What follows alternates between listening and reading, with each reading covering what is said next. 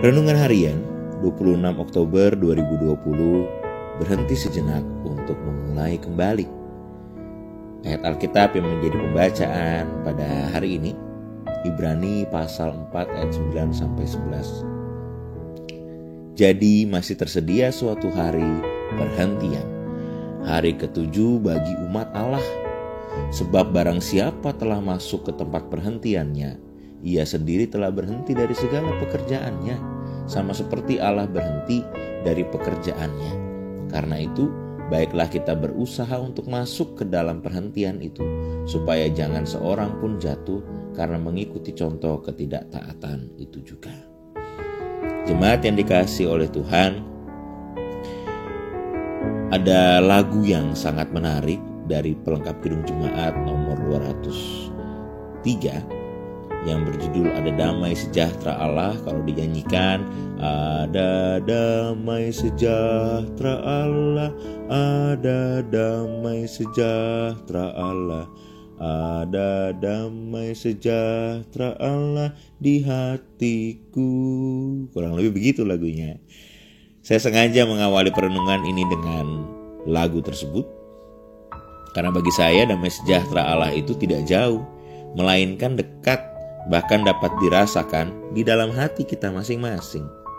Kesadaran melalui lagu ini mengantar kita pada suatu makna tentang perhentian yang kita temukan dalam pembacaan Ibrani pasal 4 ayat 9-11.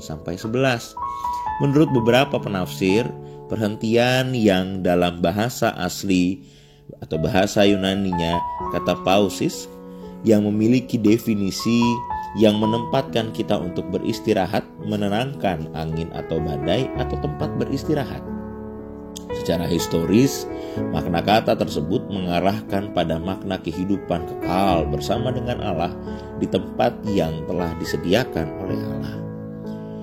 Oleh karena itu, semangat penulis Ibrani hendak mendorong pembacanya agar bergiat dalam kehidupan penuh ketaatan dalam Kristus Yesus, yang terlihat dalam penegasan melalui kata berusaha pada ayat 11, agar kita dimampukan dan dilayakkan masuk pada tempat perhentian yang menenangkan itu. Namun, apakah makna perhentian itu hanya dapat diperoleh nanti pada waktu Tuhan bagi kita? Rasanya tidak demikian ya jemaat Tuhan. Secara teologis, di dalam Alkitab tidak sedikit ayat yang menggunakan kata perhentian. Terkhusus dalam Perjanjian Lama, makna perhentian dapat merujuk pada hari Sabat, di mana umat Israel pada saat itu diwajibkan untuk berkumpul dan beribadah sebagai wujud ketaatan pada Allah. Sehingga mereka harus meninggalkan pekerjaan dan aktivitasnya dan memfokuskan diri pada kebaikan-kebaikan Tuhan yang mereka alami selama 6 hari berjalan dalam kehidupan mereka. Biasanya dalam tradisi Israel, pemaknaan Sabat ini dilakukan dengan berkumpul sebagai keluarga, saling berbagi kisah kebaikan Tuhan dan menikmati hidangan dengan makan bersama dalam satu meja.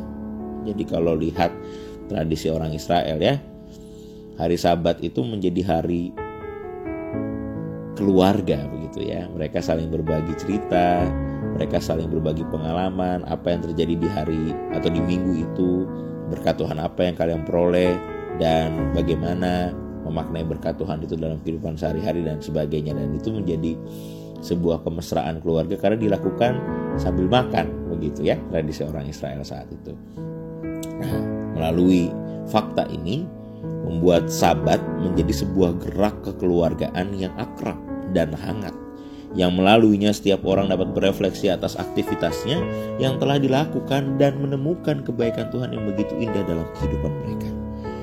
Jadi, melalui tradisi perhentian atau Sabat dalam tradisi Israel itu membuat kita dapat melihat pemaknaan perhentian menjadi lebih dekat. Bukan hanya tentang tempat yang Tuhan sediakan bagi kita nanti, melainkan tentang sebuah momen istirahat sejenak yang melaluinya kita dapat merasakan Tuhan yang dapat dimaknai begitu dekat sekarang ini. Bayangkan, dalam dunia industri yang semakin maju seperti sekarang, seolah-olah setiap orang ada dalam tuntutan kehidupan, baik untuk bekerja, dengan giat bersekolah, dengan tekun, dan tidak lupa target-target hidup yang senantiasa didengung-dengungkan. Apakah itu salah? Tidak juga, tetapi jangan lupa di tengah kesibukan zaman kita perlu untuk memiliki perhentian. Perhentian menjadi waktu kita berhenti sejenak untuk melihat apa yang sebetulnya telah kita kerjakan. Perhentian menjadi waktu kita berhenti sejenak dari tuntutan-tuntutan zaman dan mengarahkan hati pada kebaikan kehadiran Tuhan serta penyertaan-Nya. Sehingga kita tidak lalu terlelah-lelah dan kehilangan arah tujuan, tetapi kita dapat melihat melalui perhentian itu anugerah pemeliharaan Allah yang sebenarnya begitu indah dalam kehidupan kita masing-masing. Perhentian juga menjadi waktu yang berharga ketika kita menyadari bahwa melalui keluarga Tuhan juga sedang mengadakan pemeliharaannya yang luar biasa. Sehingga kita memeluk dan hidup dalam cinta juga bersama dengan keluarga kita. Atau bahkan melakukan perhentian dengan mengadakan makan bersama dan saling bertukar cerita pengalaman hidup masing-masing. Itulah makna indahnya perhentian. Marilah kita memaknai indahnya perhentian sehingga kita dimampukan dan dipersiapkan kembali untuk memulai dan menjalani hidup dengan kesadaran bahwa anugerah Tuhan tersedia bagi kita. Tuhan memberkati kita semua. Jemaat Tuhan, dalam renungan hari ini ada beberapa pertanyaan pendalaman yang baik untuk kita renungkan.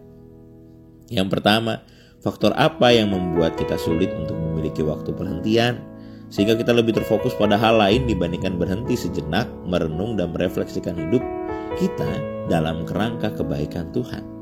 Dan yang kedua, apakah saudara memiliki pengalaman tentang indahnya menemukan dan menyadari kebaikan Tuhan dalam hidup saudara melalui perenungan?